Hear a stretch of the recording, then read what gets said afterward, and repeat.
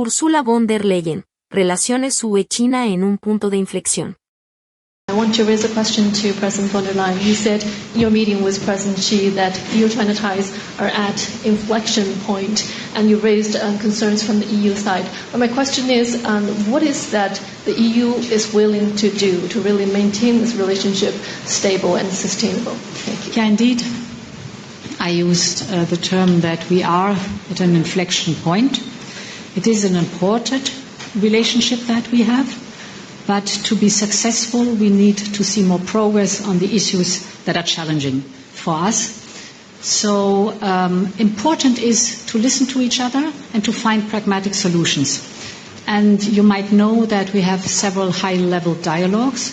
We have the very successful high-level dialogue on climate and environment. It took place, I think, a week or 10 days ago with the good result of the joint statement. We have a very important high-level dialogue on the economy and trade. The issues I was mentioning in my statement are very dominant there. Important on human rights.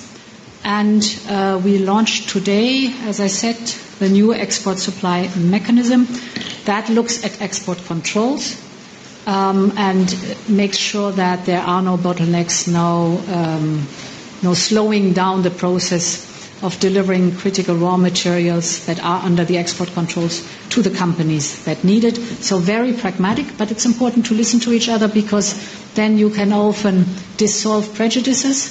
You can find where the issue is really painful and where you have to find a solution, and then you have a pragmatic approach to the whole topic. Question from the paper.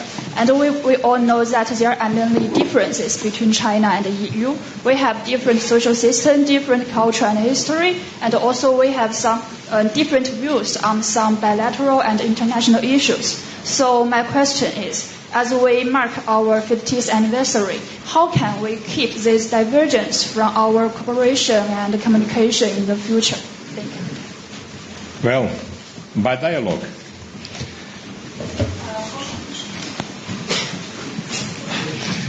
First of all, we respect, of course, the difference of the systems, but by dialogue is the only way to ensure mutual understanding, to identify problems, and to address these problems to find solutions, and also to work together in spite of this difference in the matters that we need to work together because they are global challenges and the world needs a close cooperation between the European Union and China. And that's the reason because we are here. We have been here doing this along of this day, working with President Xi, working with Prime Minister Li, and now I think we have a clear work to develop together. Yeah, indeed. This is a relationship that is as important as it is complex, without any question, and therefore openness, frankness, mutual understanding, so listening to each other must be the foundation of our discourse, our dialogue. And I think the summit delivered exactly on that one. We have very frankly and openly raised our concerns, very clearly, very direct. You know, the trade and investment and geopolitical issues that we mentioned. We have partially identified solutions. I mentioned the mechanism if there are bottlenecks in the export controls, that we have a swift solution for that one, for example. And of course, we also recognize that we have shared challenges or concerns where together we can make a big difference. And this is, for example, the fight against climate change or protecting the environment, but also humanitarian needs, development aid, and topics like this. So it was full of different topics, was a day, but very constructive and very pragmatic. Thank you. I would like to know on Ukraine, the topic of Ukraine. So, I mean, we come from some tough weeks in this respect, with reports published on Wang Yi expressing in his visit to the EU this idea of China not interested in the end of the war. and of course the recent sanctions package. And you've expressed that you told the Chinese side your concerns. I would like to know, did you receive any new commitments from the Chinese side, or did they reckon anything new? Did they understand your points? Thank you. But first of all, we share with China two important points.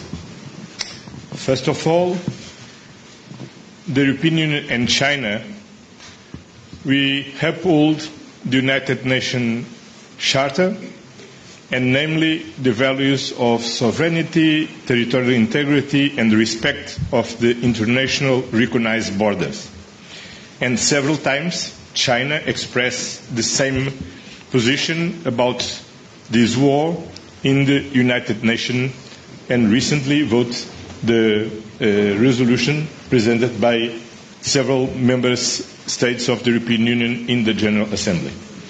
Second, we expressed the same wish to reach a just and lasting peace as soon as possible.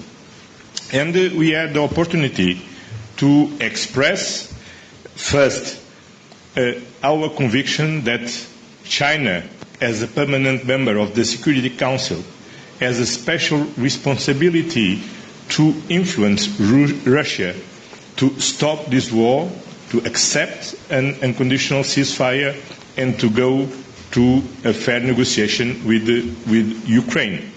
And of course, we also stress that in war times, dual-use goods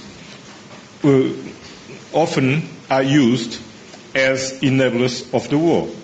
And for this reason, we ask Russia to pay attention of their exports to Russia to avoid the use of dual goods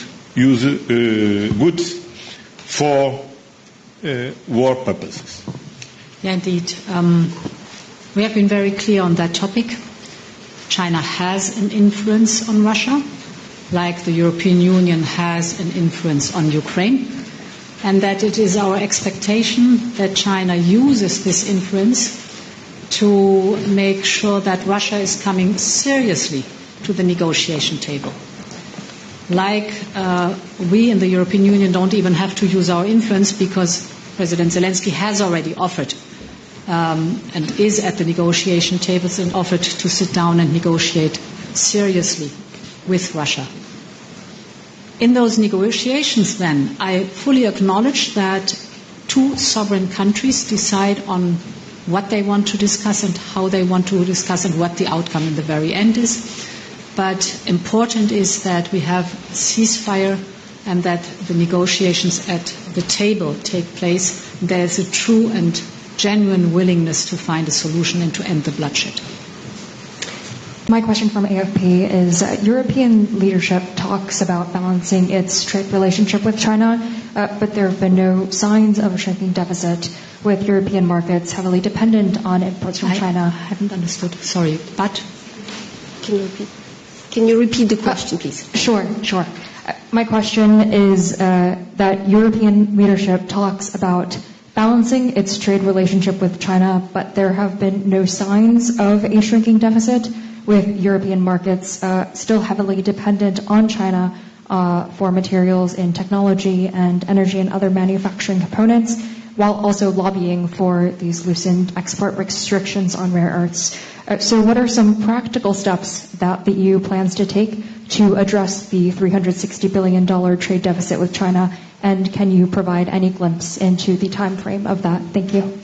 So we had today a very interesting business community meeting, Chinese businesses and European businesses, and there was also very clear that it is three main issues that are restricting the potential that could be possible in trade between the European Union and China, and this is the lack of market access, the tariff barriers partially, but also the non-tariff barriers. For example, the Buy China principle is often used by local authorities not to allow European companies to compete on a fair level playing field. So market access is one big topic.